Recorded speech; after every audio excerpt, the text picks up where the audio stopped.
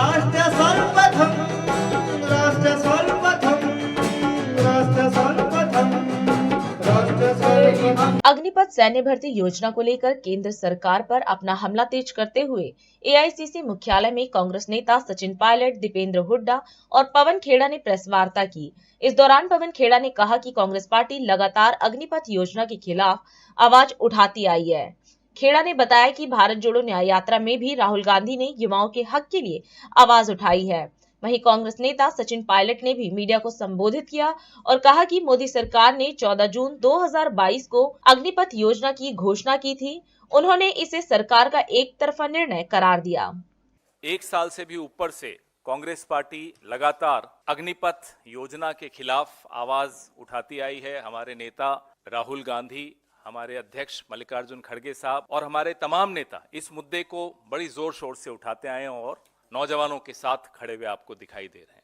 पूरी भारत जोड़ो न्याय यात्रा, जो न्याय के स्तंभ हैं, उनमें से युवा न्याय बहुत महत्वपूर्ण स्तंभ है और उसी कड़ी में राहुल गांधी जी ने अग्निवीर योजना, अग्निपथ योजना के खिलाफ बढ़ चढ़कर बात की। हमारा एक पूरा आंदोलन चल रहा है। जंतर मंतर पे जो बच्चे बैठे हैं, प्रधानमंत्री से तो वो नहीं मिल पाए, लेकिन राहुल जी से वो मिले। उन्होंने अपनी व्यथा उनके सामने व्यक्त की और उनके दर्द को समझते हुए इस मुद्दे को हमने उठाने का निर्णय लिया। आगे इस प्रेस वार्ता की कड़ी में हमारे वरिष्ठ सहयोगी श्री सचिन पायलट जी, श्री दीपेंद्र हुड्डा जी आपको इस दिशा में हमने और क्या कदम उठाए हैं उस पर चर्चा करेंगे।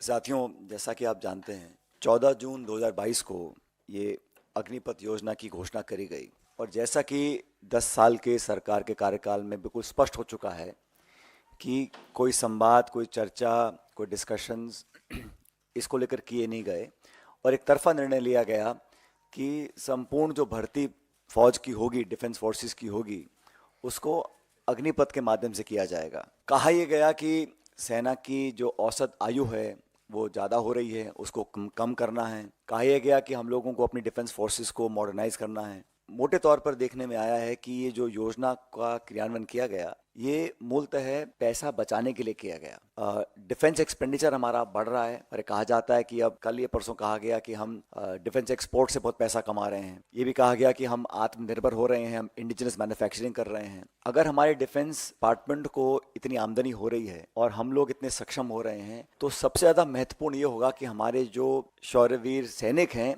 उनके जीवन के लिए, उनकी भर्ती के लिए, उनकी नौकरी, पेंशन, परिवार की सुख सुविधाओं के लिए हम लोग संसाधन को जाहिर करें। अग्निवीर जो बनने जा रहे हैं, इसका विरोध करने के लिए कांग्रेस पार्टी ने, जब ये योजना लॉन्च हुई उसी समय से हम लोगों ने विरोध किया था, क्योंकि हमें लगा कि ये 4 साल की नौकरी देने के बाद सिर्फ 25% लोगों को स्थायी रूप से फौज में भर्ती किया जाएगा और बाकी 75% लोगों को रिलीज कर दिया जाएगा। अभी कहा जा रहा था कि 10% पैरामिलिट्री जो है, आर्म्ड फोर्सेस सीएपीएफ हैं, उसमें उनके लिए आरक्षण दिया गया है।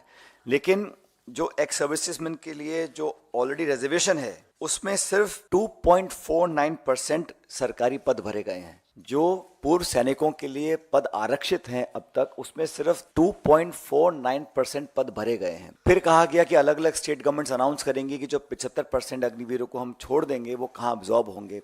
एक आध राज्य ने किया है, बाकी राज्यों ने किया नहीं। बेसिकली जो लोग 4 साल की नौकरी के बाद एक कम उम्र में रिटायर हो जाएंगे, उनके भविष्य का कुछ पता नहीं। तो कांग्रेस पार्टी उन नौजवानों के साथ है जो भविष्य में सेना के अंदर अपना भविष्य देखते हैं। और सबसे पहले हमारी मांग ये रहेगी कि जिन लगभग 2.25 लाख लोग ऐसे हैं जिन्होंने सारी परीक्षाएं पास करी थी, उनको सरकार ने अभी तक ज्वाइन नहीं कराया है। फौज में बदलाव की जरूरत क्यों आई, मैं सरकार से पूछना चाहता हूं। ना तो देश के नौजवान ने मांग करी, ना देश की फौज की तरफ से कोई मांग उठी, ना किसी राजनीतिक दल ने मांग करी।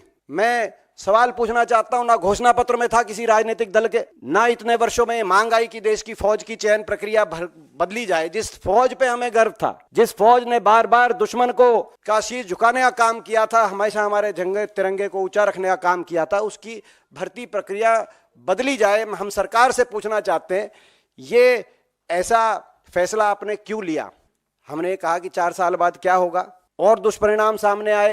ये पहले पता था कि बिना पेंशन के वापस आ जाएगा। प्रधानमंत्री जी ने रेवाड़ी में, हरियाणा में आकर 2014 का अपना चुनाव प्रचार का अभियान शुरू किया था और कहा था 1 रैंक 1 पेंशन हम देंगे। नो रैंक नो पेंशन, बिना पेंशन के वापस आ गया।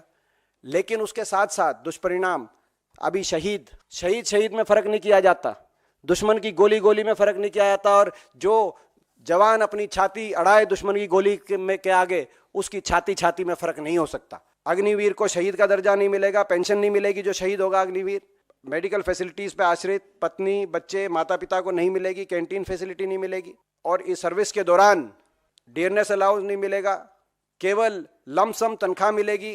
कॉन्ट्रेक्चुअल फौज की मांग कहां से आई, हमारा मानना है ये हमारी मांग है, सरकार जवाब दे। राष्ट्र सर्वप्रथम, राष्ट्र सर्वप्रथम, राष्ट्र सर्वप्रथम, राष्ट्र सर्वप्रथम।